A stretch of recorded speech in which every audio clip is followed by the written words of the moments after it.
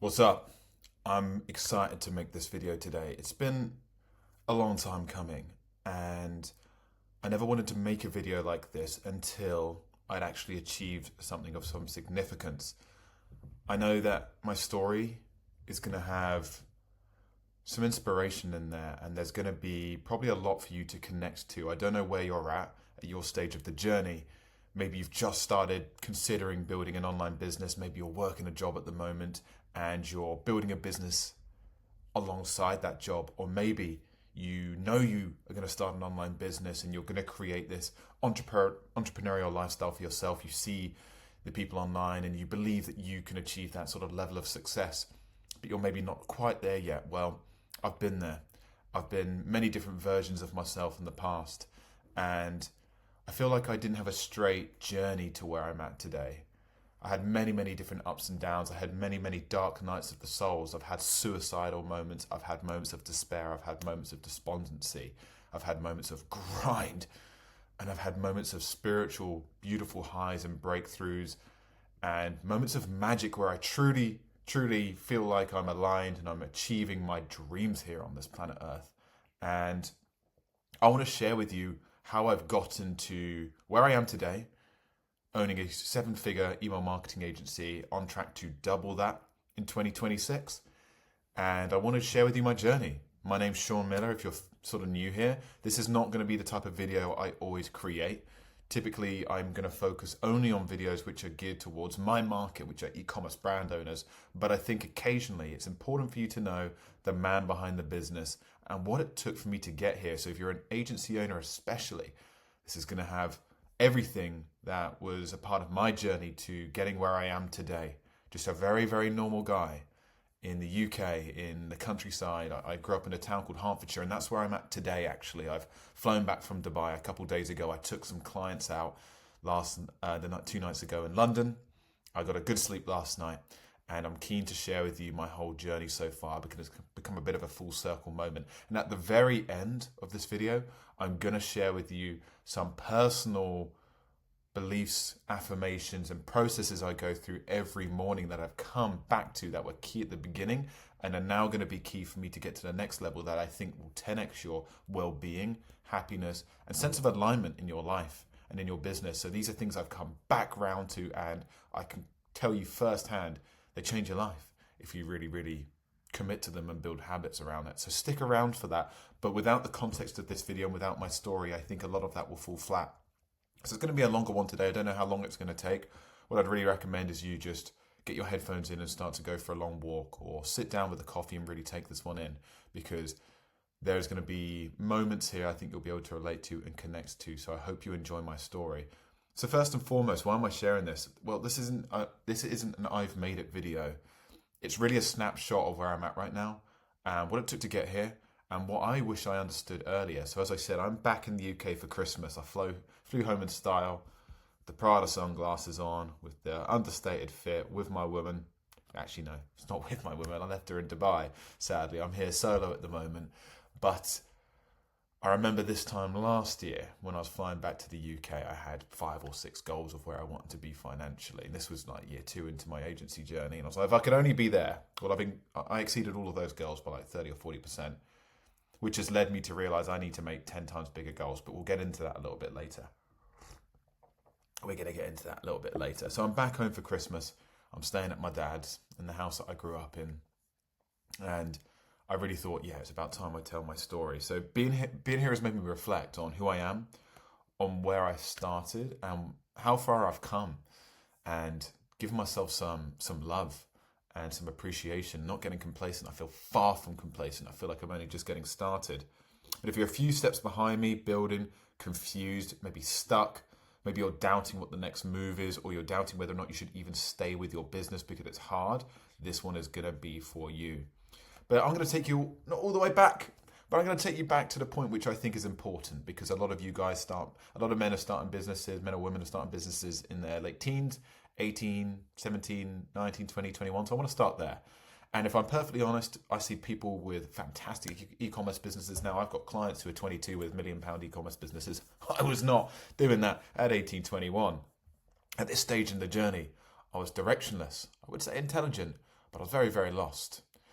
I sort of coasted through sixth form, school. I was always a nice kid, a bit naughty, a bit rebellious at times, but I was a nice kid. And I always knew I was quick and sharp, and that's why I had friends who were quick and sharp, even though I was in the bottom sets at school. It was a bit of a weird one.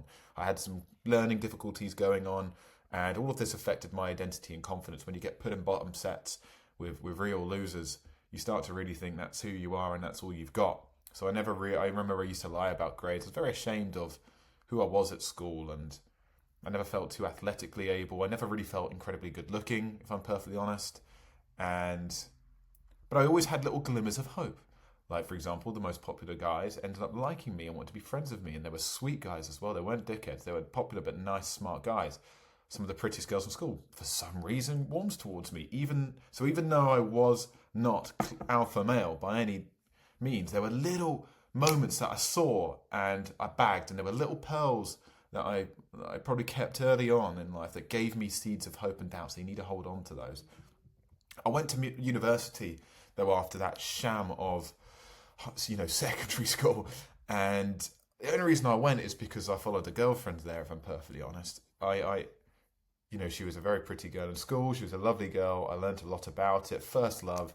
She was going to university. I had no plans whatsoever, no ambition. So I decided to go. I applied to the same university. I relied on my charm and gift of the gab, which is probably one of the only things that's brought me through in these early days in life. I loved Russell Brand. I love people who could articulate themselves well. So that's one of the things I always made sure I had. So I think a level of charm and ability to articulate myself was always a bit of a skill of mine, which I really recommend you develop. And I studied philosophy, not because I had any master plan, but because it came naturally. It was the only thing that I did particularly well in my sixth form. I got like a B or an A in that. And I always got good feedback when we were like discoursing, and I just seemed to have good ideas. And I was somewhat drawn to philosophy because oftentimes it seemed like they were talking about how to be well and how to live life well, and that was always just somewhat attractive to me. Academically, I was never excellent. Again, I always felt intelligent but didn't know how to apply it. I think looking back, ADHD is a very, very accurate description. I actually had it. Someone said I do have ADHD. I went and looked at that professionally, so I don't dwell on that too much, but it is helpful to know when it comes to dopamine and when it comes to impulse control and all of those things. There's an intensity to me there, but it can be misdirected without awareness.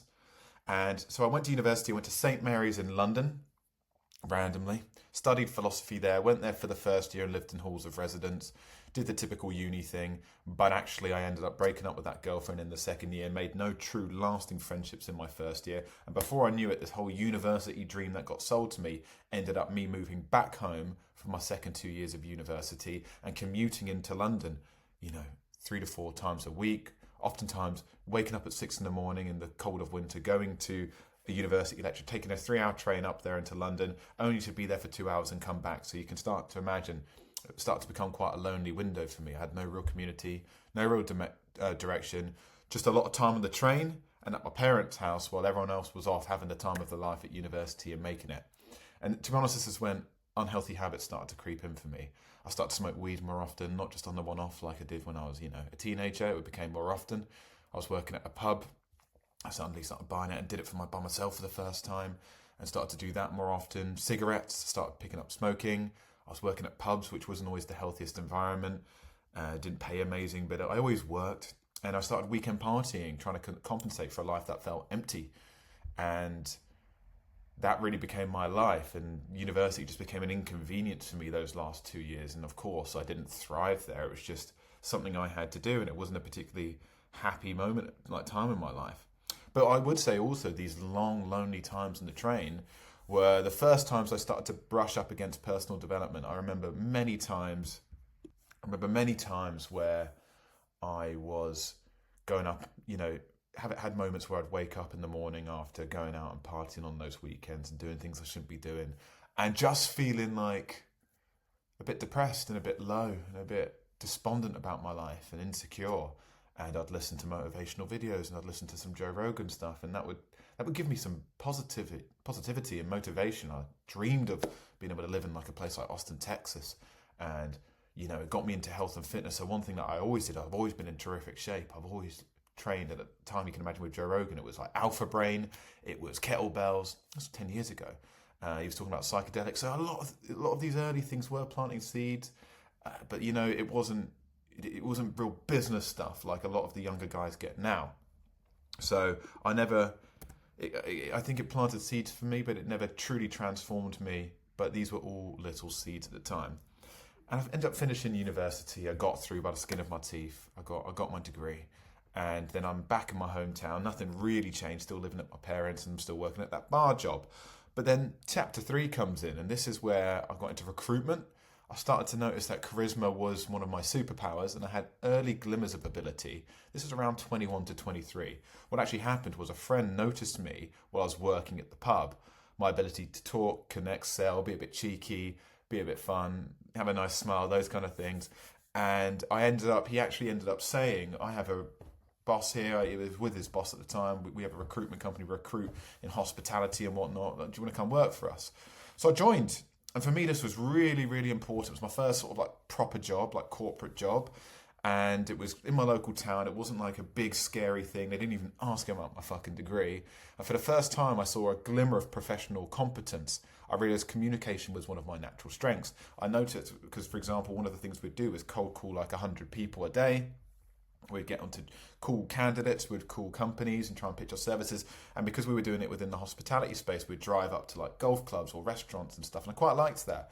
So you're out and about, you're really mingling with people. And I remember my boss always used to say, and like, God bless him, whenever I was on the phone, he'd kind of give me like a wide-eyed look, being like, you're really good at that. And I wasn't particularly skilled. But there was a looseness, there was a confidence, and there was a relaxedness in the office, which was really tight. There was only about 5 of us. And I really sort of sharpened my axe there a bit and really developed, a bit of early confidence there. So that was really, really important for me. But lifestyle-wise, I was still super scattered. This was my boss's baby at the time. This was a smaller office. We had a little pool table here. We were right in the centre of the town. I had new relationships, though, that were forming, like new girlfriends, more distractions. I was still going out and I was still partying and drinking. I was still smoking. And I was just chasing experiences, highs, but had no real vision for my life. I went through really dark points in that phase as well, where again, bad habits and like just laying in bed all weekend and just not a high frequency man, not an abundant man, not one who was destined for greatness, even though I knew. If you asked me, I'd say I'd be financially successful, but I never really knew how I'd get there. I actually ended up taking an even more senior recruitment job though, because I got headhunted and I took it to try and get a bit more money. At the first job, I was only earning like £17,000 a year. Not much. The next one was a bit of a bump up, maybe like 25k a year. This is around 22, 23 years old. And I didn't stay there long, even though, again, early signs of success. A boss of mine, the guy who actually bought and sold agencies, he was starting up a new department. He brought me into it, and he again thought I was quite cool and quite wicked, even though I was a bit of a, I didn't have my head screwed on properly. I was flighty and I wasn't consistent in any of those things. But he saw something in me, but I ended up with this new girlfriend, deciding to go travelling. Why? Because she was going travelling, boys. She was going travelling. I didn't have any plans for myself, similar to the first girlfriend. You're noticing a pattern here. Well, don't worry. I'm going to tell you how I got out of those cycles and started to find frame and started to do the inner work where I wasn't just following someone else's path and started to find my own path. But that was all part of this journey. It took a long time. Kids who get all of this figured out at 18, like, God bless you. It's amazing stuff. We were going travelling to Asia though. That was the plan. So I saved up £3,000 or £4,000, maybe 5, maybe got a bit of money from my parents, and we decided to go. And honestly, this changed everything. We first landed in Bangkok. We did Philippines, Bangkok, Thailand, and Asia, Indonesia, Bali. And I would call this chapter 4. This is the spiritual awakening, but without structure phase of my journey. So traveling Asia was the first time I actually learned to meditate. I remember before I went on the Kindle, I just downloaded a load of books from podcasts that I'd been listening to. So Way of the Superior Man by David Data was there. Eckhart Tolle, The Power of Now and the New Earth was on there. I hadn't read any of these books, but I downloaded them all. And I'm so pleased that I did, because I ended up reading the Kindle a lot, especially on boat trips or on coach journeys and things like that. And when I had loads of time alone on this journey. So it's the first time I started to learn to meditate, read spiritual books. I actually started to eat cleaner as well, especially when you're in Bali and Thailand. It was really, the emerging scene was like juicing and like all of this healthy food, and it was quite beautiful, organic foods and things like that. And I started to feel for the first time very different in my body and mind. I also went through, some developmental work. Right? I had the right books at the right time. So when I was struggling with relationships and feeling like I wasn't a strong leader in my relationships, and maybe at the time my partners were getting frustrated with me, I had the books at the time to start to go on these inner journeys. So I was like getting these beautiful breakthroughs on like where I've held myself back in life and where I didn't have purpose. And then I was on this adventure as well, which was also a beautiful experience. And I was eating healthy and taking care of myself, and I wasn't drinking for the first time. And obviously left all of the bad habits behind. I quit smoking. I read a book, Alan Carr, on how to stop smoking. So suddenly, for the first time, I started to feel really different in my body and mind. And I was like, wow, I really feel like I'm growing as a person. And at 23, I looked and felt incredible. Lean, clearer, more active. I mean, look at me here. I mean, I've got a weird face, but physique's pretty good. This was in Vietnam as well. We also went there. Leaner, clearer, more alive. Indeed. This was cool because you start to, once you've tasted these moments, in dark moments, you can hang on to these because you know what it's like to feel amazing. So I became obsessed with personal transformation, and I actually decided I wanted to help others and do the same. And this was the first vision for my life. This was the first time I actually had like, wow, I found my passion, because I thought my passion and my purpose was this, objective thing that was to be discovered, not created. And again, we'll get into that a little bit later. But at the time, I listened to a podcast with a guy called Paul Chek-In, and I became really, really inspired by his esoteric way of thinking and life and integrating health, wellness, philosophy, purpose, and fitness.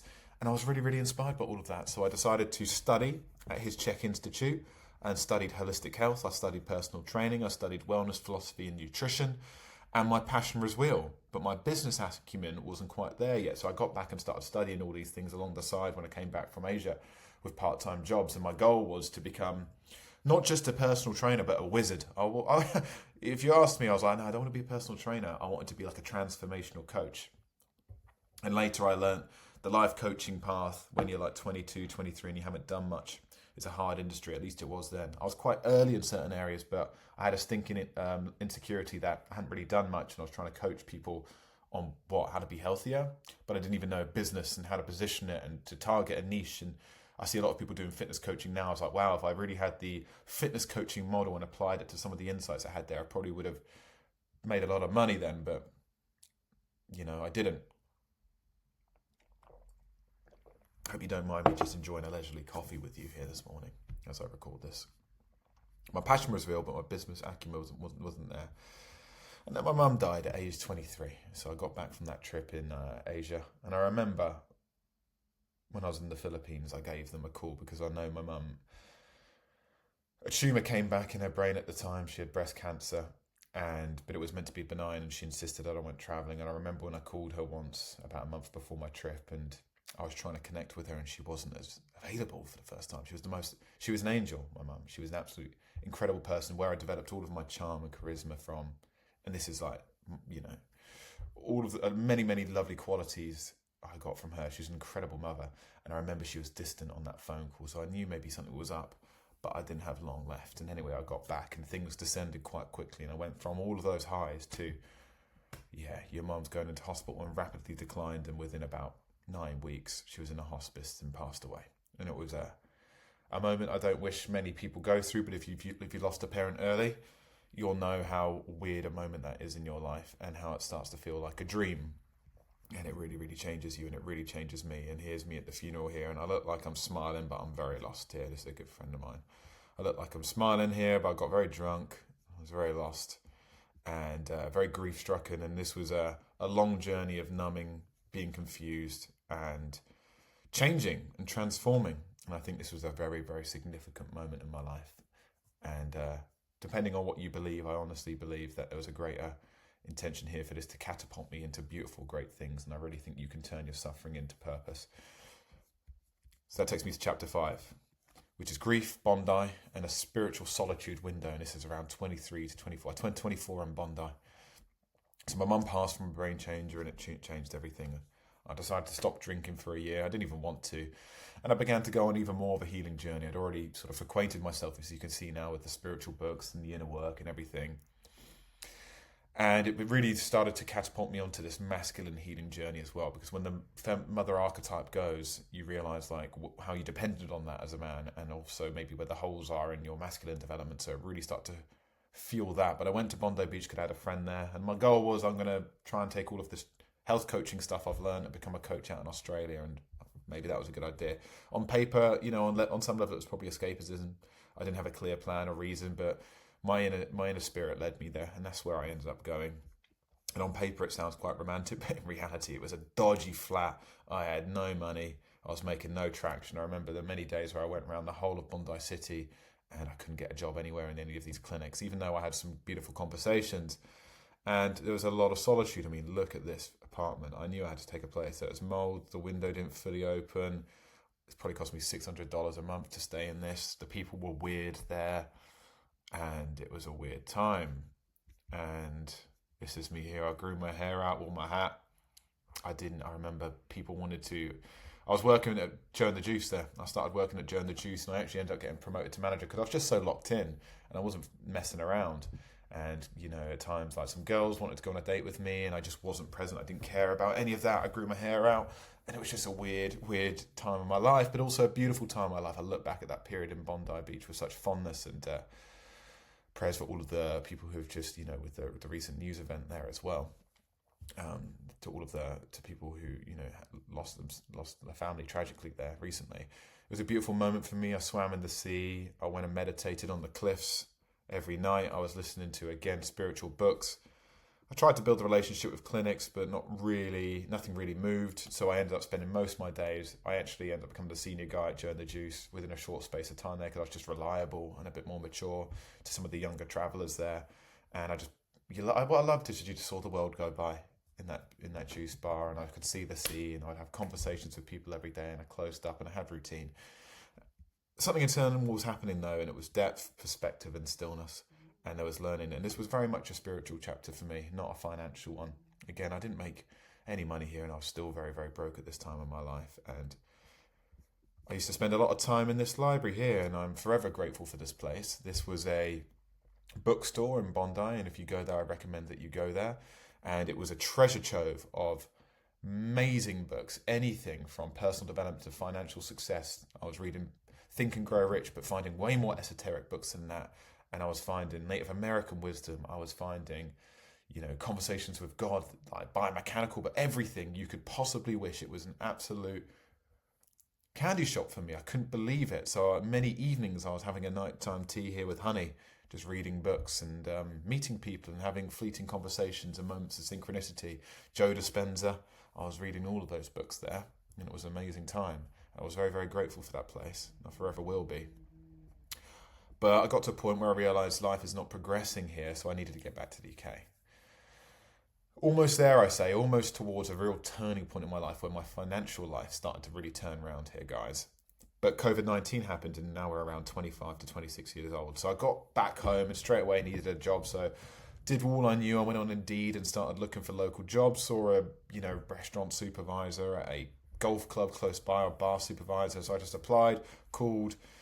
They thought, blimey, why does he want to work here? Because he's a bit older and he presents himself nicely and he can talk well. So I got the job there without intention of staying there very long, if I'm honest. Still dreaming of working at a clinic and a wellness studio, and this sort of vision for like a wellness centre started to emerge as like a dream of mine that I'd talk about. And I finally landed a role while at this golf club as a personal trainer in an osteopathic clinic, but this guy was really into holistic health and wellness and all of the things that I've been studying. So I was like, wow, it was a dream. So I started working there and I started getting personal training clients and doing corrective exercise, but there were also osteopaths there. So I was learning a lot about that as well. And I really, for the first time, was like, wow, this is amazing. But you guessed it, my friends, I was getting paid around £1,000 a month. I was earning nothing. And it was really tough. And I was driving up 3 or 4 times a week and there's no predictable schedule. And I remember one time, for about 4 weeks, we went around and handed out about 5,000 flyers. I spent my whole days handing out around 5,000 flyers, listening to esoteric books again, like Neville Goddard and stuff like that. And nothing really materialized. And at a certain point, I realised this, sadly, wasn't taking me to where I needed to go. It wasn't progressing my life. And my dad was starting to put the pressure on. At the time, I resented him for it, but in hindsight, I'm so grateful for it. He started to put the pressure on. I'm getting a bit older now. 25, 26, 30s, you can see it. And I still wasn't able to provide, and he was going through a hard time having lost his wife. So I needed something else. And then a big promise came, a mentor who I was following online, who was very good at like personal development and coaching, etc. He pitched his new online startup. He pitched me a 6-figure salary from the beginning. A lot of red flags ignored from people who knew this geezer. But I was like sold. I was like, this is it. I'm going to start to become well off. I started planning my life if I was earning 6 figures a year and all of this stuff. And anyway, about 6 months of doing that, starting a podcast, went all in on the online stuff and started to get some traction. My podcast actually did quite well, but ultimately that opportunity, a different video for a different day, but that opportunity ended up collapsing. I ended up leaving there and taking a job at a Pilates clinic, which promised 50 or 60K a month, no, 50 or 60K a year. And I was like, okay, this can work. I can do my personal training stuff in these clinics. It was local. And then COVID kicked off, the weird sort of COVID scenario, and they shut down. And then before you know it, I'm without a job there. I don't have furlough. I don't have any money. I'm around 26 years old now. I've gone on this long 3 or 4 year journey of personal growth, learning how to be a health coach, never really making it happen, Bondi, and now I'm in COVID without a job and still searching. And then I met Tilly, who is now my fiance. We'll be getting married in a beautiful, beautiful hotel and villa in Cape Town next year with many good friends. So the journey gets better. I met this lovely girl, and she was living in London and Chelsea at the time. So I met her and we started dating. We met in Covent Garden, started dating, and sort of kicked it off quite quickly.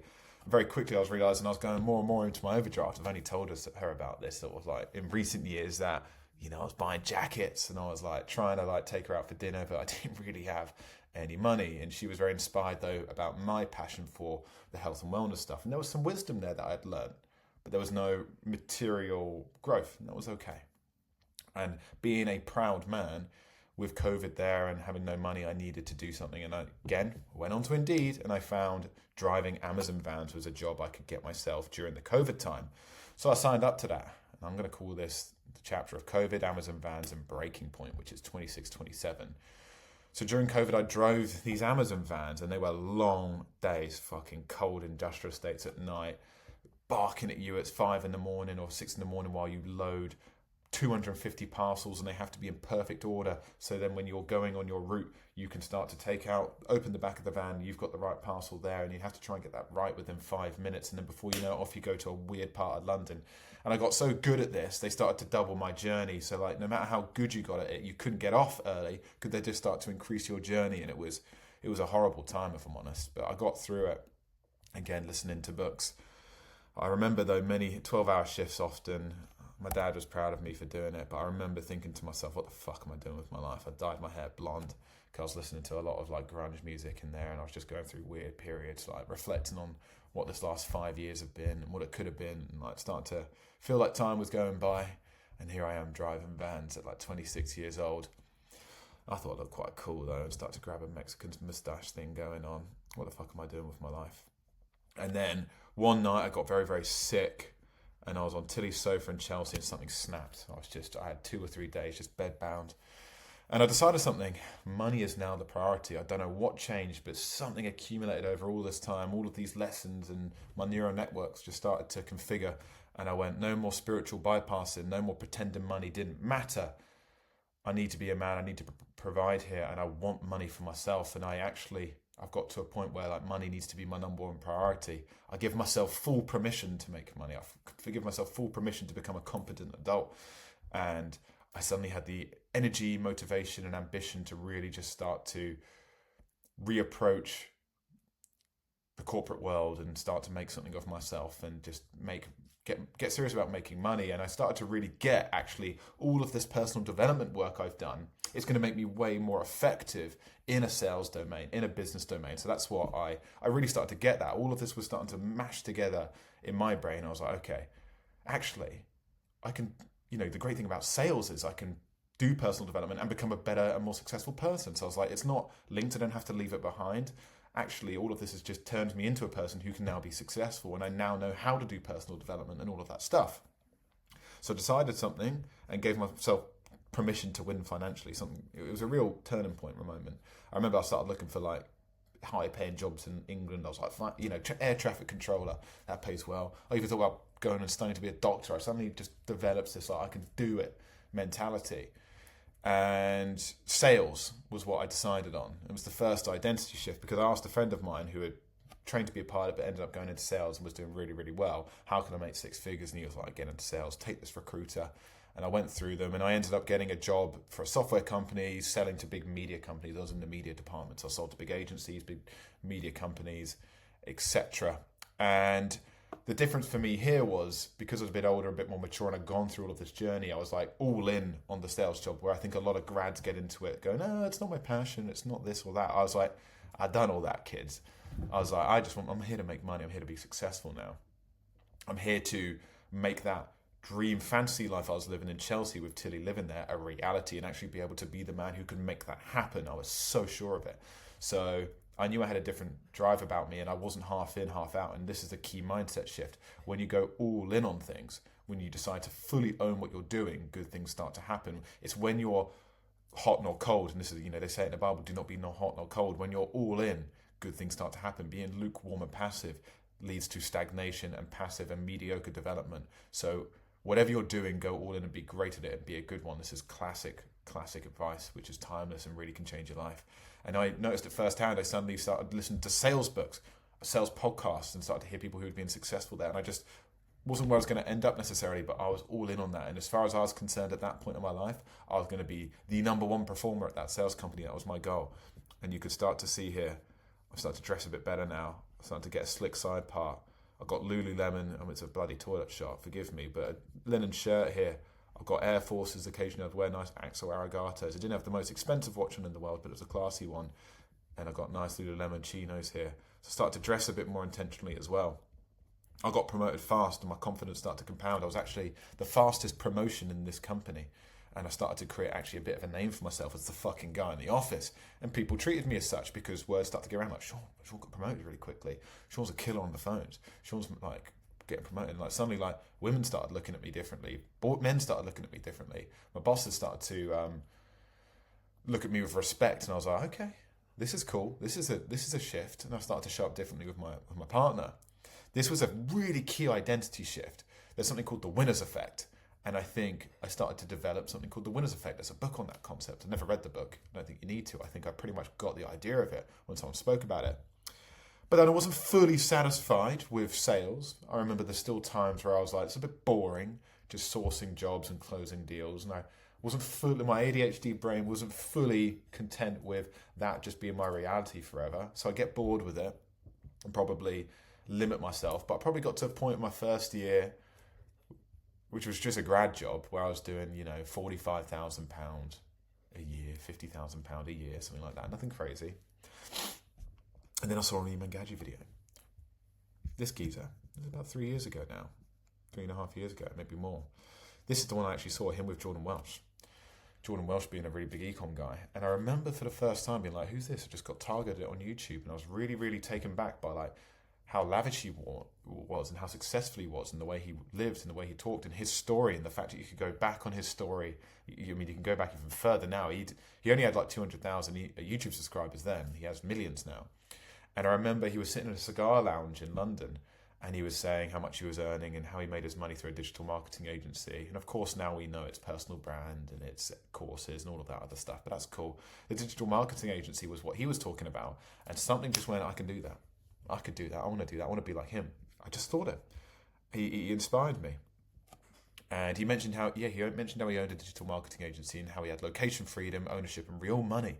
He showed how much money he was making in a taxi with Jordan. I think he was like 15 grand in a day. I was like, oh my goodness. And I just started to imagine that. I couldn't really imagine it for myself yet, but it changed. It did something to my thinking. Made suddenly what I was doing seem really, really small. And how he had location freedom, ownership, real money. He seemed to be into personal development. Something clicked. I thought I could do it, and I knew I would make it work. So I went and I bought his £1,000 course. I took the sales call. First time I've ever invested in myself. And you can see here, this is no cap. This is my little home office. This is where I'm sitting today. So it's a full circle moment. This is where I'm sitting today. It's beautiful to be able to record this video for you guys. I knew I'd make it work. I remember taking and sending this picture to people on the course because one of his modules was like, make your home space look nice. This is the best I could do. I got my dad to order me this corner desk. I was like, hey, listen, it will look nice for the house. Building the agency while still employed, the next chapter. So I invested £1,000 into the Iman's course, into learning digital marketing. And every morning I suddenly was waking up with a coffee early. I woke up early because I suddenly had a path. And what I realised, and this is again another lesson I will impart to all of you now, if you don't know where to start, you can't just learn it all on YouTube. You need to pay for a course because you pay for the clarity in action, and you can waste months and months and years without clarity of action. So it's so important to know what to do and when to do it. So I knew I just had to wake up, go through the module and do exactly what he told me to do, and I loved that, and it worked really well for me in my brain. I suddenly realised this was the problem all along. I didn't have a path. So someone laying out a path for me was super helpful. And of course, Iman's course in retrospect was quite basic, but it's what I needed at the time because I was a beginner. So I had coffee every morning, I had my laptop, I had a course and I had the vision. I went through the mindset stuff, and my dad suddenly every morning would come down at like 6 in the morning, it'd be dark, and I had a coffee here, and he'd be like, what's going on to you? What are you doing? I didn't say too much. I just told him, I've just signed up to a new course, I'm going to try and start a little side hustle while working. And he knew that I was doing well in the sales job, so he was suddenly becoming more proud of me and starting to look at me in the eye differently, which was a nice feeling because I felt so insecure for all of those years prior to that. And I decided to go through his stuff. I built a roadmap. I started outreach, and I had a goal that in 4 months of sign my first client, and I did. In November, through cold email, I signed my first client. And then came a serendipity. I was planning on doing everything myself. I was actually looking for a designer to hire, but I ended up finding a business partner. And that moment changed everything because I realized luck starts to happen and synchronicity starts to happen when you really bet on yourself. So I was looking for a designer. He was overseas at the time. And he said, I know this other guy called Sean who you might like, is a really good email marketer. Turns out Sean was just finished traveling in America. He'd owned his own e-com brands. He'd worked for big agencies for email marketing. He'd been doing email marketing for like 6 or 7 years. I was like, wow, this is going to be amazing. And he always wanted to start an agency, but didn't have the ability or the knowledge on how to start the business side and maybe the sales side. He was a good sales guy, so he could have done it, but he wasn't wired in that way, let's say, in the way that I probably was. We had different things, and he was way better at things than I was. So it's a perfect compliment. We met here. Eventually, we got connected over WhatsApp, and we decided to meet here in Gales in Berkhamsted, where I grew up. I sold the vision to him, and he was 100% in. The only thing was, he was like, I'm freelancing at the moment. I don't know how I go full time. I was like, oh, we'll work it out. And within a short space of time, we were making around £3,000 or £4,000 a month on our first client or two. Paid the team first, and I just paid Sean 90% of that and paid myself about 500 to 1,000. So that was just supplementing my job at the time. So I was like, wow, I'm making an extra £1,000 a month. Like, that's a big pay rise. It was amazing. I thought I'd made it. I couldn't believe it. But it really validated that this stuff was working, but I knew it would because the way I approached this course was the same way I approached my sales job when I came back. It all was compounding. And eventually, though, after about a year, my employee found out about my agency. And I was let go by them. And it was very, very hurtful because I was a top performer there and I was very respected by a lot of people. And that boss ended up getting let go of himself 3 months after. So that was very, frustrating at the time. But I actually knew deep down this was a spiritual moment. This was a beautiful moment. This was God forcing me into going all in. So I actually had a really strong mindset at the time. I knew this was a sign for me to go all in. And I'd read enough success books at that time of successful people and realised these moments were pivotal moments. So I knew I was thrusted into going full-time, and I thought to myself, well, if this is what I've done in the first year, part-time, working an hour and 2 in the morning and evening, imagine what I can do all in. So forced my hand with entrepreneurship, and I knew it was me being pushed by greater power. So my mindset, albeit I was a bit hurt about it, was very, very solid. And that takes me to chapter 10, which is Brighton, full commitment and the long game. So my business partner at the time was a Brighton boy, south coast of England, near the coast if you're not from England. So I moved to Brighton to be close to my business partner, and it's where I got my first flat as well. I was a late bloomer, guys. I really was a late bloomer here. This is where I got for the first time I was paying full rent for my flat, could take care of my partner as well, my fiance. She became my fiance in Brighton, actually. And I was paying for this flat, and I liked it. I had a co-working space, I had a little gym downstairs. I got into bodybuilding even more. I was looking pretty fit. I was doing jiu-jitsu. My jiu-jitsu club was like a 2-minute walk. I really loved it. I really loved living in Brighton. I worked relentlessly, 6 a.m. till 8 every day, because that was all on me. I was like hustling. I burnt myself out many times. There are lots of lessons here. I got myself sick many times. I think I went through about a 4-month window where I had a chronic cold. That's how much I was stressing, grinding, and pushing myself. And obviously I'd lost a lot of maybe the spiritual alignment principles of like power versus force. I'd lost a lot. I learned a lot of those things in the earlier days in Asia, but I didn't have the business side. So then I would call this the phase of action, learning how to develop the action taking muscle, not just trying to track things, but I just took cold hard action. If something wasn't working, I'd send 100 more emails and I'd do it myself and record the Loom videos. It wasn't always the most effective way, but it was sheer dogged determination. And it burnt me out a lot, it got me sick a lot, and I had lots of ups and downs emotionally, and I still had some bad habits occasionally to try and like de-stress me, let's say. But I was making progress. And at a certain point, this is a funny one, we even went into Brighton, me and my business partner once. We bought 200 or 300 flyers, we built them on Canva, went in and give them out to every fashion store and every brand we could see with a brick and mortar store in Brighton. We got no clients from it. I look back on that though and just think that's part of the journey, that's part of being a businessman, and I look back at that with pride, because we started to get out and we were just taking business in the world. We'd talk each other up, we're talking shit to each other, we were just like, we're going to be so successful, they don't know what they're missing out on. All of that stuff, it was brilliant. And you got to look back on that in pride. We got 1 or 2 clients though in Brighton from ads, that we ran ads once and we spent like $1,000 on it, and I haven't ran ads since yet. That's going to be a big part of next year, but that's not what this is about. And we got clients that we shouldn't have been really working with, brick and mortar stores, going down there to help them out. Anyone who was willing to pay us, I just worked my bollocks off to try and deliver them a good service and deliver them a service of integrity and help their business. And for brands where they weren't even proper e-com brands, but wanted email and wanted to see if our service could fit, would make it fit. And that was the first year or two for sure. So and we actually, here's a key one. We lost some big early clients. Once I got an entrepreneur who had 4 e-commerce brands doing multiple 8 figures in the early doors, and we weren't good enough to be able to deal with that. It was a huge deal, and we messed it up. So you can only imagine there was a day where me and Sean went outside and just looked at each other and thought like, wow, we just tasted what it was like to take a next level up, and now we're back. We've pretty much lost 80% of our business here. So those moments happened plenty of times over these last 3 years. So if you've had those setbacks, I don't want you to see that as a sign of failure. It's actually a sign of success. It's inevitable. It's a bit like if you were driving to a beautiful location, let's say a beautiful camping site in the woodlands, that's your end goal. Let's say that's business success in this metaphor. And along the way, there was barren land, and then there was a burnt down town, and then there was this. Let's say that's failure and hard lessons and losing clients. Well, if you knew that was the journey to get there, you'd be like, oh, I'm on track to this beautiful location that I'm on to, even though outside the window doesn't look too great right now. It's the same for business. When hard things happen, actually don't think this is a sign of failure. Actually, no, you're looking out the window, and actually this is part of the map. This is part of the journey. You're on the side of success.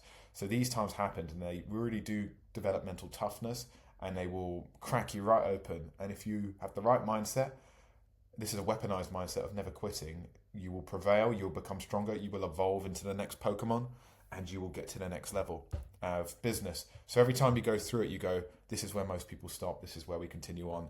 We invested in mentors. I spent another £7,000 of my own money on Charlie Morgan at the time to learn business development, and he was good. Charlie Morgan was a very deep thinker, very good with philosophy and systems thinking, and I definitely think he started to help me level up on how to think as an operator and an entrepreneur. He studied a lot of Sam Ovens, so I got a lot from that. So I'd really recommend Charlie Morgan stuff, Sam Ovens stuff. There's loads of good stuff there, and I definitely immersed myself in that a lot at that time. And everything led to iteration. The year at that flat though ended, and we didn't extend because it was time to move. And I ended up moving to Bahrain. So this is really another chapter. I wanted to move to Dubai because my missus actually grew up in Dubai, and I knew a lot of guys were out there. When I first bought the Iman Gadzhi course, on my vision board I had Dubai Marina. So I always wanted to get to Dubai, but I'm going to be straight with you guys, I didn't quite feel ready for it financially. I didn't feel quite at a Dubai level yet, and I felt like it was going to be a stretch. I needed more time, and this is something a lot of guys won't tell you about. I would have loved to have gone to Thailand or Bali, but I had a missus. I didn't know how that would work for her. The time zones were weird for me for my line of work, so I couldn't really do that. And eventually I ended up getting put onto Bahrain, and they were selling it it's essentially, especially the guys who were big fans of Bahrain, they were pitching it as like a more quieter, scaled down version. Your money went way further. It was going to be tax efficient. And I just didn't overthink it. I signed up. I went and bought a beautiful, no, not bought, I went and rented a beautiful flat out there. I signed up my business out there. And that was the next move out there. And this was like my apartment. And this is really where I ended up working then. You can see here on a countertop, kitchen countertop. Again, another thing, guys. In Dubai now, I have a beautiful standing deck, I have a beautiful chair, I have a dual monitor. I should have invested in these things earlier, but I never really felt like I had a place that I was sticking in. So I never really invested in those things. But again, back pain, all of this stuff. At least I had a view of the sea, and it was a beautiful, beautiful view. So I spent a year in Bahrain, but Bahrain was a weird moment for me as well. It was another quiet year. There was no distractions. There was a lot of alone time there, no real connections, and I was sort of torn between, wow, I'm out here in a beautiful apartment, my business is growing, still not exactly where I wanted to be. I didn't really ever feel cash rich still, properly, but things were growing incrementally. There were ups and downs. I didn't really know anyone there. It was quite quiet. It wasn't my dream location. Like, again, I had Dubai on the map, on the vision board, so I had like Bali on the vision board, so it wasn't quite that. So on some level, I guess I felt like I was settling, but I also accepted it as part of the journey, and there were many beautiful things about Bahrain. It's a beautiful country, lovely people there. It's a nice, quiet version of Dubai. And maybe now I'm not there, I sort of romanticize back at that journey and going there, and like what that step up felt like in my apartment. But I also felt like I was coasting there a little bit, and it wasn't unlocking the next level of growth. Like moving to Dubai, I've just taken quantum leaps. So who knows, maybe at some point I'll buy a seaside apartment in Bahrain, because I do have love for it. I need to go revisit there. But it was another quiet year. I worked a lot, I got a tan, slowly leveled up my confidence though to be Dubai ready, because quickly in Bahrain, because the cost of living is really good there, you start to feel like quite a big dog there, like in a short space of time. Of course, there was real millionaires out there, but you can see here by the end of my year in Dubai, I've got a nice watch on, I'm looking pretty good. I think you can see night and day compared to the Machine Gun Kelly days in the old van. I'm looking quite cool here, and MGK is super cool, by the way. That's where that comes from. But you can see where I ended up a year in Bahrain. I was sort of looking Dubai ready at this stage. So the decision after a trip to see a friend. So by the end of Bahrain, we moved back to the UK just to sort of get our shit together, let's say. And I had a friend in Dubai, and I went and visited him in Dubai. He had a beautiful flat, and he was living in Dubai, and we had an amazing time. We went to Oman, went fishing, and I was like, okay, I think I'm ready now. It's been a long time. I mean, you've been on this journey with me now, guys, and I was like, I think I'm ready. And after a bit of back and forth, I signed up the business in Dubai. I told my business partner, sorry, mate, Bahrain was a bit of a false start, but let's sign it up in Dubai now. And we put that through the business, and we signed up in Dubai. But just before I moved there, we travelled to Europe. I had a bit of money coming in now, so we travelled to Europe. We went and lived in Athens for a month, got a nice Airbnb there. Family came out for my 30th. We went and got a VIP place on the beach, partied. This is one of my best mates in the world, Nick, who came down, who's doing incredibly well in sales. Absolute killer, this geezer. And we smoked cigars and we partied, and I turned 30 in Athens, and this is the first time I really started to feel like I was on the path and doing well. I set up in Dubai. Nick knew I was coming, and I was like really starting to gradually shift my identity into the next level. It was a scary move because I still didn't really know if I was quite at that level, but I knew I was going to make the leap, and I felt like I could, and it felt less forced. So in retrospect, I think Bahrain was the right move, and it was perfect timing for me. So I've gone and got myself a place in the marina. This is where I'm at the moment. That's going to be up in 4 or 5 months, and I'm going to probably go even bigger, 2 or 3 bed place in the marina, I think. I signed up to a high-level gym with a cold plunge spa and decided to lock in again. Scary moves there. I landed. Went to a beautiful gym there. I thought it was amazing. I was like, oh, if only I could train at a place like this. And I signed up for the year because I was like, am I here to mess around, or am I here to get to the next level? So this has been a theme of my journey. It's always been, as soon as I got a bit comfortable, I got 10 or 15, 20,000 pounds saved, or whatever it was. I spent it and I just reinvested it in things. And most people don't play that game, but if you're going to play this game, that's how you have to do it. You have to keep on betting on yourself strategically to invest in your ability, in your identity. Identity investments are just as important as skill investments. All of these things are key. You all know if they're right, and signing up to that gym was absolutely right. I mean, I've made quantum leaps in Dubai, and it's been crazy these last 5 months. I've only been out here for 5 months. I also signed up to Jack Hopkins's network, and I met great business people and friends, and again took quantum leaps in my mindset and identity. I wanted to learn about personal brand and how all of the penny dropped. All of the really successful guys were the guys on YouTube and were the guys of personal brands. I was like, I need to start doing this, and I signed up to Jack Hopkins. I think that was like $10,000, and it was money well spent. I've been so grateful for that investment. And again, I've always had a mindset of, if I've invested in something, I'm never going to moan about it being a bad investment. I'm going to squeeze all of the juice from it. I knew I was. I always wanted to be the case study. So I went and trained in the gym with Jack Hopkins when I first got to Dubai. And another identity investment, I've invested a lot of money to go skiing with a tight group from the New Elite, from Jack Hopkins, this personal brand coach and essentially, YouTuber and influencer who's really, really great business guy as well, top boy, who I now consider a friend, and I want to continue to develop a deep friendship there. I'm going skiing, luxury, chalet and villa in Morzine in France. I'm going to spend 7 days with real high-level entrepreneurs and building real friendships there. It's going to be incredible. Again, got to keep on investing in yourself. Again, that trip could have been a lovely Rolex, but instead I spend it on that. And I spend, instead of spending things always on material things, which are fine, you've got to reward yourself along the way, I invested it into these trips. So hopefully you start to see a pattern here as well. So this is me and Jack Hopkins at one of his masterminds. And then this is December. This takes me up to December, where I'm writing this and recording this to you today. We hit our first 7 figures as an agency. First 7 figures, and we're on track in 2026 to double that, probably do multiple 7 figures if I'm perfectly honest. And if you're a brand owner watching this, the only reason we're doing that and the only reason I'm able to do this is because we develop such sufficient value to our clients. I've got a perfect Trustpilot record now of our team, and it comes down to a level of care, intensity, and passion about being excellent at what we do. I've got a perfect Trustpilot record, which I intend to keep, and we only get paid and clients only keep us when we're getting sufficient value. So it's a beautiful thing about a successful agency is typically a reflection of a great service. It's not always the case, and that's a conversation for a different day on how we do things differently, but our churn rate is frighteningly low. Clients love us. As I said, I took out a 3-year client in London two days ago because of the relationships we built. We got invited to their weddings. So Sean and I, one of the big things we've always thought with our agency is we're not too corporate. I left that corporate space because I've always been an entrepreneur at heart. We haven't got big egos, and there's so many guys that get into my space who treat team like shit, who take advantage of people, who just treat them like second-class citizens. And our focus has always been love, alignment, personal development, high focus and passion about delivering value and having a success mindset and delivering more value to our clients than what we get in return. And as a result, you're going to become successful along the way when you act like that. So we've hit our first 7 figures in an agency.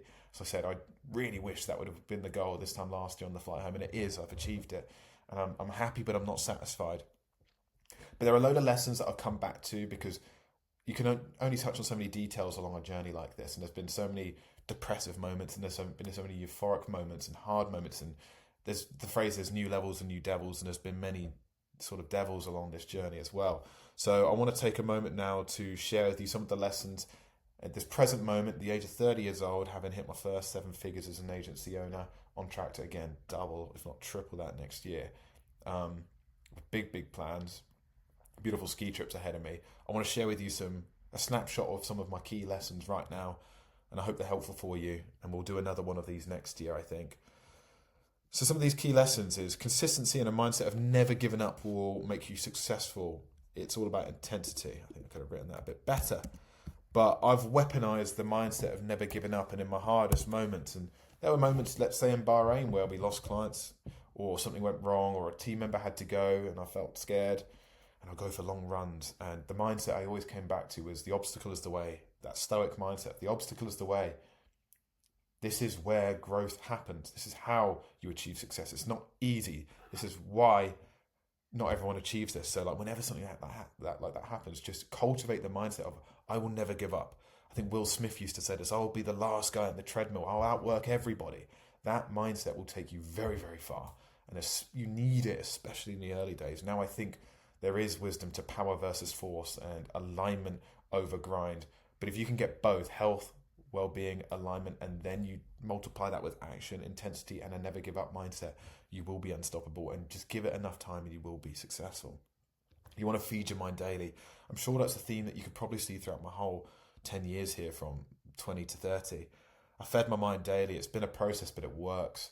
And depending on the season has depended on the book. Sometimes it's been Stoicism, sometimes it's been religion, sometimes it's been esoteric and Eastern spirituality, sometimes it's been cold, hard business books and business mentors. But I've always been learning, I've always been growing, depending on what the season was. And at some point, I might give my top 20 books over the last 10 years that have really, really changed my life. If you want that book, comment books, and I will make that video for you. And like this video, please, as well, if you like it. Discipline creates confidence. Who are you when nobody's watching? I'm actually going to get a tattoo at the back of my neck here called When Nobody's Watching, because this is life-changing advice. Sometimes where I've lost confidence in life and I've lost that sense of power, I call it Tommy Shelby energy, is when I'm letting sin, or I'm letting vices, however you want to frame it, not really from a religious mindset, but sin being like you're moving out of alignment is the way I see it.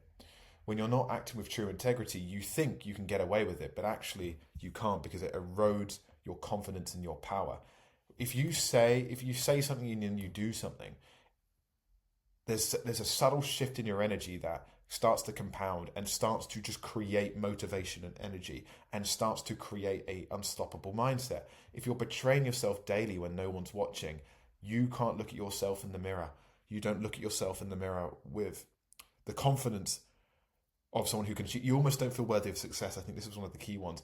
When you behave, like if you imagine someone's always watching you and then you behave with integrity, so when you have temptations to do bad things, if you imagine people are watching you, how would I behave if people were watching me? You will start to live your life with integrity and excellence.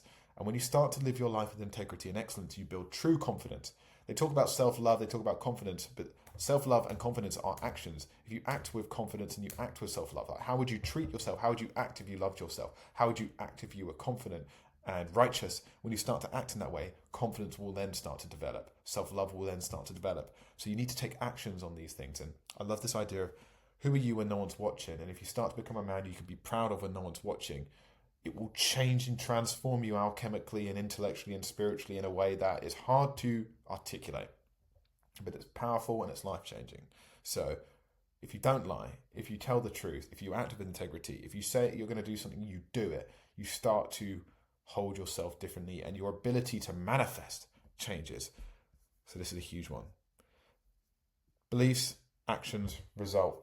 You need to brainwash yourself. You need to brainwash yourself, because otherwise we are just a vessel and we are malleable as people, and we are not set in stone, our personalities. It's just a byproduct of life experiences.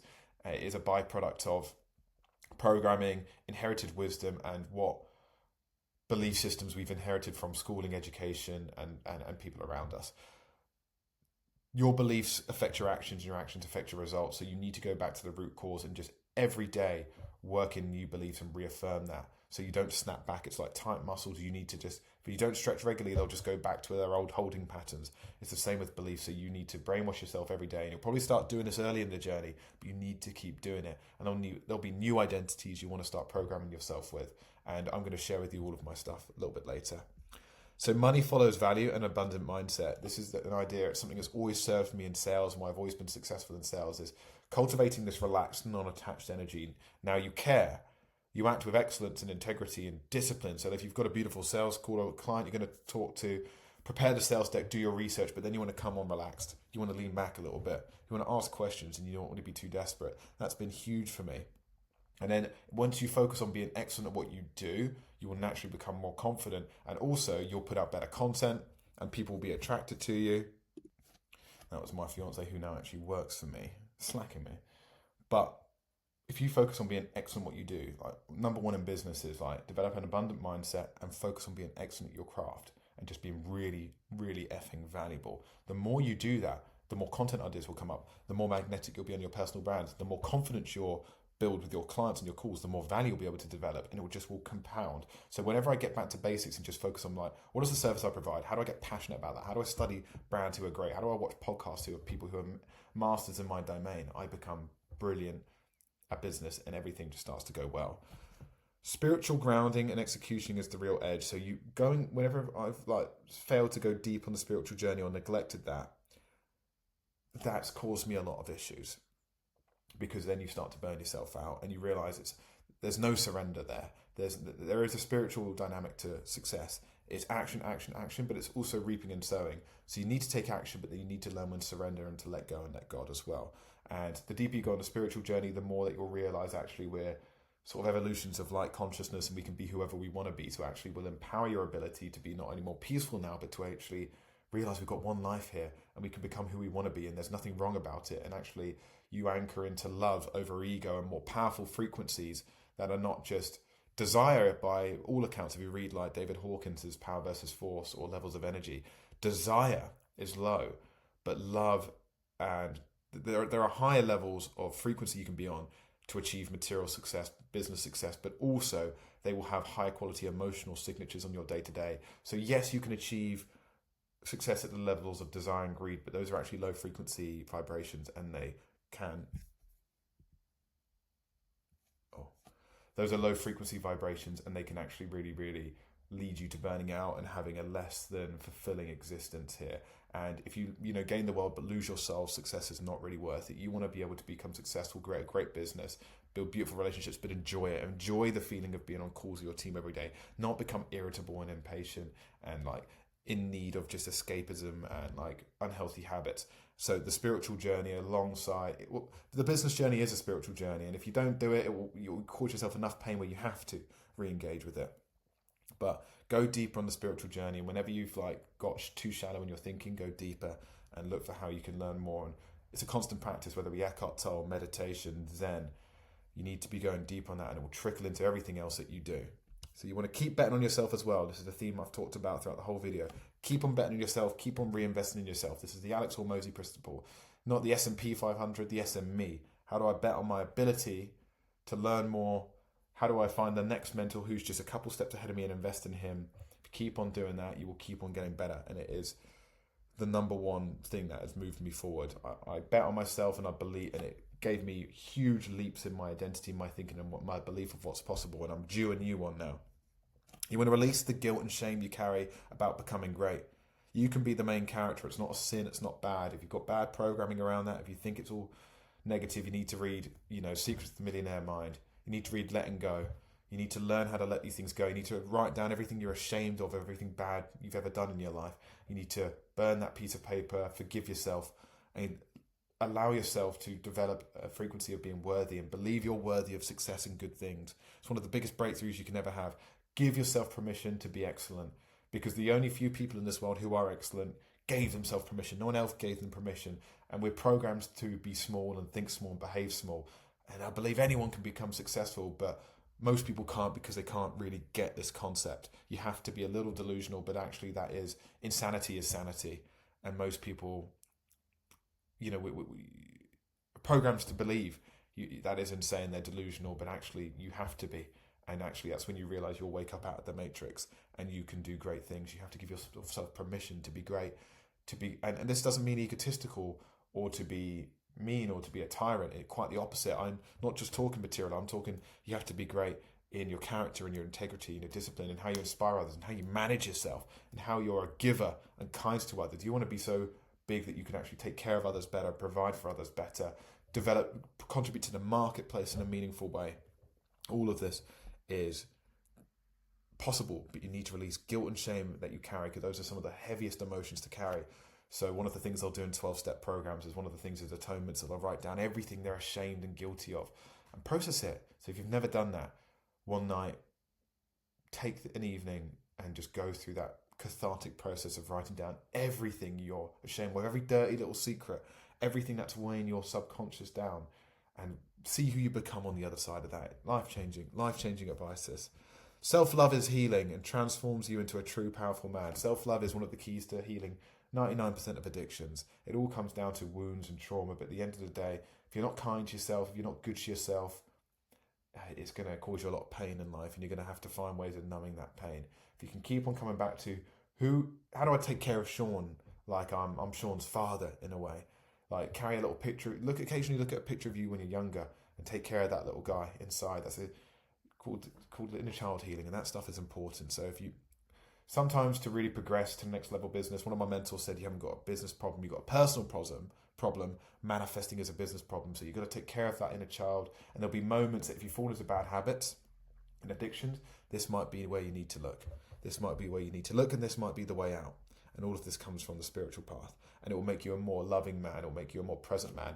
Women will feel safer around you. All of that stuff. If you're a woman watching this, apologies. And can only speak from my own experience here.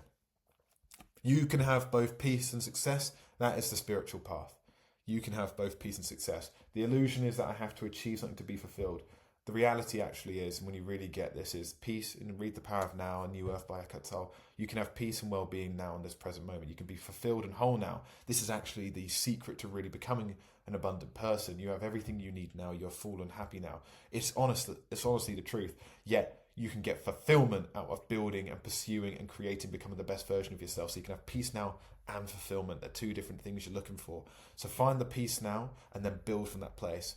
Because if you don't realize you can have peace now, you will build and build and build with a promise of peace eventually, and you'll never find it and you never achieve it. And that way you won't be able to enjoy the journey along the way. You want to enjoy the journey along the way and keep on setting new goals for yourself. That is a secret to a truly powerful and abundant and successful and enjoyable and one of a kind life. You want to be a lover of wisdom, learn, and focus on your own timeline. Keep making identity leaps for you. So, I've had many times where I'm like, man, I was thinking so small in Bahrain. I was thinking so small in, Brighton. I remember in Brighton being like, wow, if my agency could do £25,000 a month. Imagine that. I remember that being like, I would be a real top G. I was thinking that, Ren. I'd be a real top performer if my agency could do 25 Gs a month. And I was like, wow. Now I think, like, wow, do 4 or 5 times that. Why was I thinking so small? And you can only make leaps relative to where you're at. So focus on yourself, and you will get to points where you hit certain goals and you suddenly can believe you can make 10x bigger goals. And another point to the addiction piece is sometimes I do believe this, your goals are too small. Sometimes your goals are too small and you're uninspired by your life. Like, watch what happens when you integrate. You start loving yourself more. You start finding peace now and going deep on a spiritual journey. And then you set... Apologies about that, guys. But that's a key one. You keep on making identity leaps for yourself, and at a certain point you will be able to conceive of a 10x bigger goal. But when you integrate the self-love, the spiritual journey, and going deeper and reading higher value books and insights and ideas, but then also you set big goals for yourself, you suddenly will become so inspired by your life. Like now with the goals that I have, then these old bad habits and behaviors that drag me down are not worth it, because I've just got such a bigger thing pulling me forward. So sometimes having big, beautiful visions for your life and inspiring visions for your life will really tread on the addictions and the bad habits. And oftentimes we can set huge goals for yourself. Be mindful of this pattern. We can set huge goals for ourselves, but then we reflexively go back into old identity patterns. And if you start to set huge goals for yourself, but 2 or 3 days later, you start to, oh no, maybe that's too big, and you half the goal just to make yourself feel more comfortable. See that pattern and realize that's your old identity trying to stay alive. And the uncomfortable, insecure feeling that happens when you set big goals after the initial high, actually go through that. Know that is the old self dying and a new self is emerging. So I've made that mistake many times. I've set beautiful big goals for myself that I knew I could achieve, but then within a short space of time, I brought them back down to more average and palatable and mediocre again. So watch for that pattern within yourself, and actually know that having huge big goals are amazing and will draw you forward and will oftentimes help you transcend smaller bad habits. Oftentimes you've created too small a vision for your life, and your soul knows it, and it's bored and it's not happy, it's not fulfilled because you're playing too small. So that's a real secret there. I'm 100% happier when I meditate, do martial arts, wake up early, sleep well, go deep spiritually, and live with integrity, and have huge fucking goals. These are key. So when I'm meditating often, it makes me more zen, it makes me tap into the present moment more, and it focuses me. No short form content in the moment, meditate in the morning, and just watch what happens to your day and your relationship to your work. Oftentimes I felt unpassionate about my work and my business, but when I get all of these things right again, suddenly my company becomes the most fulfilling thing in the world to do. So don't get too drawn into your emotions, but don't mess with your chemicals, because oftentimes it's not that you need a new job or a new business or a new shiny object. You just mess with your chemicals and you've not got these things dialed in. Meditate, do martial arts for me, train at the gym as well, but for me, done jiu-jitsu for many, many years. Now I'm focusing on boxing a lot.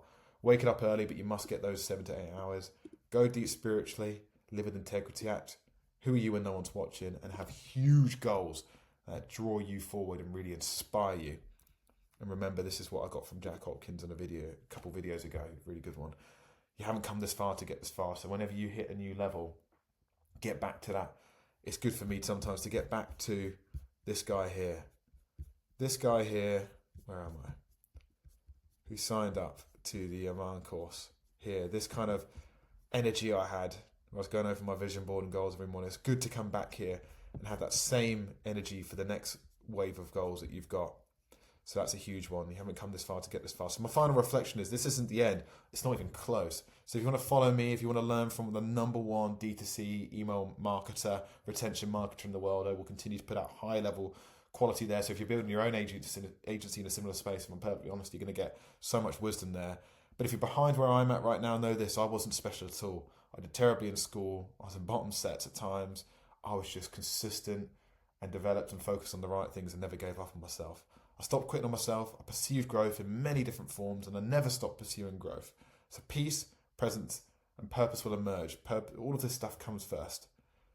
Keep your soul along the way. Never lose it, and you will be 10 times more successful, and you're going to enjoy the journey. So I said that I was going to share with you some insights here and personal affirmations. So I'm going to share with you some affirmations here and a little board that you can build. But I would recommend going and finding the Sam Ovens Alchemy of Self workbook and just going through it yourself. But I will share with you what mine looks like quickly. So here we are. I'm not going to share with you all of my goals there because some of them are just private and they're for me. And I feel like I want to keep that. But what you want to have here is all of your goals here. So cars I want to buy for people, homes I want to buy. A lot of this has already been achieved, but a lot of this has not been yet. So I want to keep these here for me and I can talk you through that. Do this for you. But here are some of the affirmations that you want to go through every morning. You want to go through your goals and then you want to go through affirmations. And my belief, this is a Buddhist principle, but life is suffering, challenges are normal. I focus and I'm present and work with peace and integrity. I dance with life and find peace in all things, and I'm relentless. This is God's way of growing us. I'm present, peaceful and happy now. This is the secret to the illusion. The feelings I want are here, and this makes building an exceptional life more fun and easy. I don't attach to these outcomes or let them affect my peace. I do my work and I let God take care of the rest. I'm a magnetic person that was always destined for great success. Where I am in life is my doing. Nothing is against me. It's all been me. I am the master of my own ship. I am the evolution of light and consciousness. I create my reality of my thoughts, beliefs and actions. The best way to live life is to become whoever you are meant to be and achieve what you want, enjoying each moment. If you want to achieve your dream, they must be your irrefutable standards. My character is strong, and I've created one who lives my dream life with ease. I'm a giver and abundant. This is the man's way to provide, give, and I get the most fulfillment out of this. I don't chase with greed. I provide and give abundantly. I love giving my wealth to others. My peace is here and now. I build from this place only. I enjoy my things from this place, and I choose alignment. My luxury items are a reflection and a token of my work, standards, persistence, and discipline. Money is everywhere. I have so many skills that can continue to make me richer and richer. I am full now and I don't need anything from anyone. I don't need people, clients, or affirmations. I love people from this wholeness and people feel safe around me. People lean into me. I can't believe how focused and clear my brain is now. Making wealth feels like the most fun game.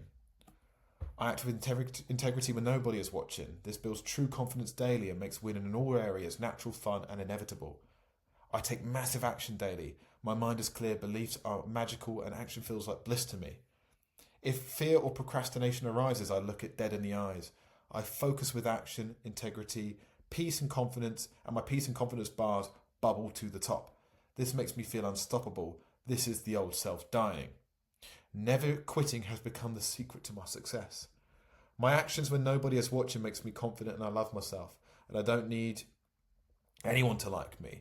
Those who get me and see my immense value.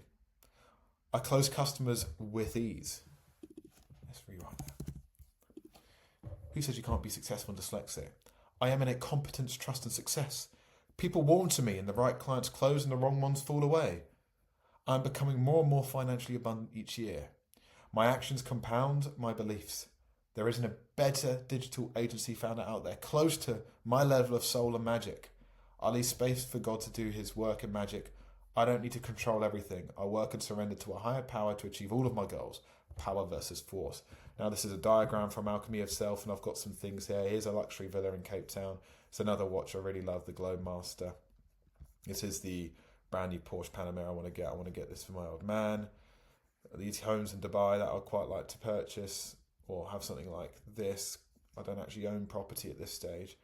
Michael B. Jordan, I get a lot of inspiration from. I just love his fashion, and I love his performance in Creed. I've always loved that, and now I want to have my first boxing match next year. I love that. I want to get some more tattoos because I've always loved rock and roll and hip hop. I've been a tattoo guy. I've got tattoos, but I want way more. And I love the way these look, and I love the way they look against nice watches. And I feel like if you're not doing bad habits or vices and wasting money on drinking and doing negative things, you should enjoy nice things instead as tokens of your success, but not as things that will give you fulfillment in a lasting sense, but they should just little things to reward yourself along the way. I want to have a big family, and I love the way Conor McGregor has a big family here. Uhtred of Bebbanburg is probably one of my favourite hero archetypes of all time, and I've got oodles of inspiration and identity upgrades by watching The Last Kingdom. It's my favourite show of all time. I love the way this home looks as well. I think this is Michael B. Jordan's home, and I can only imagine myself opening a home like that. So you've got to do this. You've got to be outrageous, guys. First class fights everywhere that you go. You've got to be outrageous. If you're a brand owner, I'm sure you do this stuff, and it's a reminder too. And if I'm perfectly honest, if you're a brand owner, you want to be working with agency owners who also have the same level of thinking. That's why I'm confident to put this out there. Because a part of me is like, should I put this out there? But like, of course I should.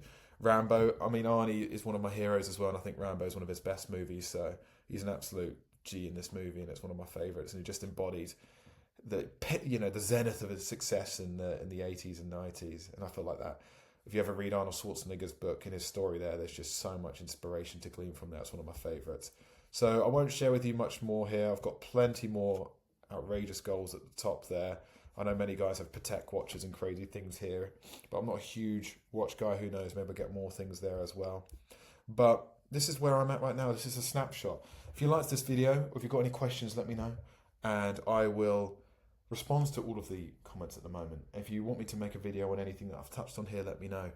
But just keep going, guys, and get into online business. I'm a big fan of it, but you've got to become the guy who can achieve it.